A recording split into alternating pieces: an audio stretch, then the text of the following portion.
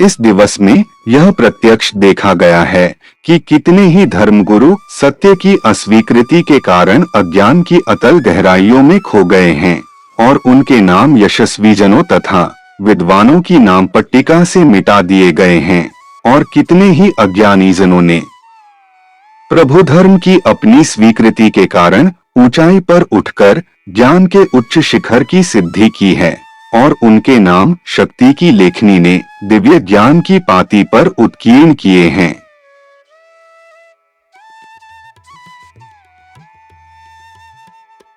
इस उद्धरण में बाओला यह महत्वपूर्ण आध्यात्मिक सत्य समझाते हैं कि ईश्वर की पहचान केवल विद्वता, पद, प्रतिष्ठा या धार्मिक अधिकार पर निर्भर नहीं करती। वास्तविक ज्ञान और आध्यात्मिक उन्नति इस बात पर निर्भर करती है कि मनुष्य सत्य को पहचान कर उसे स्वीकार करता है या नहीं। यहाँ धर्म गुरुओं का उदाहरण उन लोगों के लिए है जो अपने पूर्वाग्रह, अहंकार या सीमित धार्मिक धारणाओं के कारण प्रकट हुए ईश्वरीय सत्य को अस्वीकार कर देते हैं। उनका बाहरी ज्ञान उन्हें आध्यात्मिक सत्य की पहचान से वंचित कर सकता है।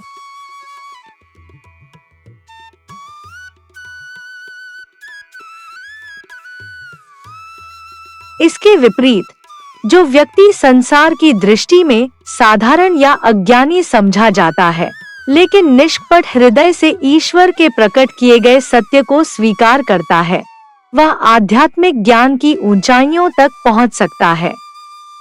बहाई शिक्षाओं में यह भी स्पष्ट है कि सच्चा ज्ञान विनम्रता, खुले मन और सत्य की खोज से प्राप्त होता है। केवल पुस्तकीय या सांसारिक विद्वता पर्याप्त नहीं, ज्ञान तब सार्थक होता है जब वह मनुष्य के चरित्र और जीवन में परिवर्तन लाए। इस प्रकार यह उद्धरण हमें सिखाता है कि ईश्वर के समक्ष मनुष्य की वास्तविक महानता उसके पद, प्रतिष्ठा या विद्वता में नहीं, बल्कि उसकी सत्य को पहचानने की क्षमता, विनम्रता और ईश्वरीय संदेश को स्वीकार करने में है।